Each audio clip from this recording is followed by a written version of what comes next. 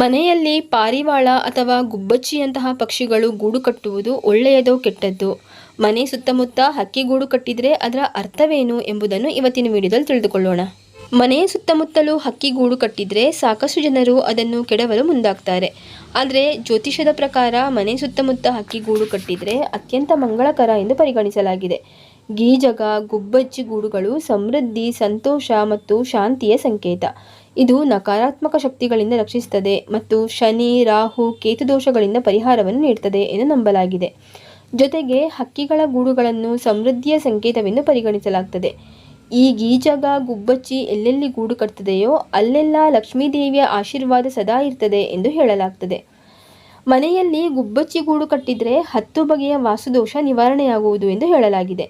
ಇನ್ನು ಮನೆಯಲ್ಲಿ ಪಾರಿವಾಳದ ಗೂಡು ಕಟ್ಟುವುದು ಮನೆಯವರಿಗೆ ಹಣ ಬರುವ ಸಂಕೇತವಾಗಿದೆ. ಈ ಪಾರಿವಾಳವನ್ನು ಲಕ್ಷ್ಮೀದೇವಿಯ ಭಕ್ತ ಎಂದು ಪರಿಗಣಿಸಲಾಗುತ್ತದೆ. ಈ ಕಾರಣದಿಂದಲೇ ಮನೆಯಲ್ಲಿ ಪಾರಿವಾಳ ಗೂಡು ಇಟ್ಟರೆ ಶುಭ ಎನ್ನುವ ನಂಬಿಕೆ ಇದೆ. ಪಾರಿವಾಳಗಳು ಗೂಡು ಕಟ್ಟುವ ಮನೆ ಸಂಪತ್ತು ಮತ್ತು ಸಂತೋಷ, ಶಾಂತಿಯಿಂದ ತುಂಬಿ ತುಳುಕ್ತದೆ.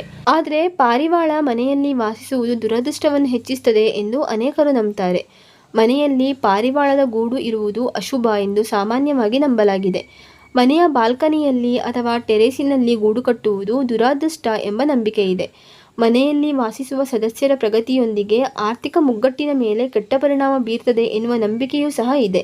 ಹಾಗಾಗಿ ನಿಮ್ಮ ಮನೆಯ ಅನುಸಾರ ಇದು ಲಾಭದಾಯಕವೋ ಇಲ್ಲವೋ ಎಂಬುದನ್ನು ತಿಳಿದುಕೊಳ್ಳಿ. ಇನ್ನು ಮನೆಯಲ್ಲಿ ಕಣಜ ಗೂಡು ಕಟ್ಟುವುದು ಒಳ್ಳೆಯದು ಎಂದು ಹೇಳಲಾಗ್ತದೆ. ಇವು ಎಲ್ಲರ ಮನೆಯಲ್ಲೂ ಗೂಡು ಕಟ್ಟುವುದಿಲ್ಲ. ಇವು ಸಂತಾನೋತ್ಪತ್ತಿಯ ಕಾರಣದಿಂದಾಗಿ ಮಾತ್ರ ಗೂಡು ಕಟ್ತವೆ. ಹೀಗಾಗಿ ಕಣಜಗಳು ಗೂಡು ಕಟ್ಟಿದ ಮನೆಯಲ್ಲಿ ಅವಿವಾಹಿತರಿದ್ದರೆ ಶೀಘ್ರದಲ್ಲಿಯೇ ಅವರಿಗೆ ವಿವಾಹವಾಗ್ತದೆ ಎಂಬ ನಂಬಿಕೆ ಇದೆ. ಇವು ಗೂಡು ಕಟ್ಟಲು ಬಳಸುವ ಮಣ್ಣು ಬಹಳ ಶುದ್ಧವಾಗಿರ್ತದೆ ಎನ್ನಲಾಗಿದೆ. ಹೀಗಾಗಿ ಮನೆಯ ಪರಿಸ್ಥಿತಿ ಉತ್ತಮವಿದ್ದರೆ ಮಾತ್ರ ಈ ಕಣಜಗಳು ಗೂಡು ಕಟ್ತದೆ ಅಂತೆ. ಮನೆ ಮೇಲೆ ಲಕ್ಷ್ಮೀದೇವಿಯ ಅನುಗ್ರಹವಿದ್ದಾಗ ಮಾತ್ರ ಈ ಕಣಜಗಳು ಗೂಡು ಕಟ್ತವೆ ಅಂತೆ. ಇನ್ನು ಗಿಳಿಯು ಸಂಪತ್ತಿನ ದೇವ ಕುಬೇರನಿಗೆ ಸಂಬಂಧಿಸಿದೆ. ಜೊತೆಗೆ ಇದು ಕಾಮದೇವನ ವಾಹನ. ಈ ಕಾರಣಕ್ಕಾಗಿ ಗಿಳಿಯನ್ನು ಮಂಗಳಕರ ಸಂಕೇತವೆಂದು ಪರಿಗಣಿಸಲಾಗುತ್ತದೆ.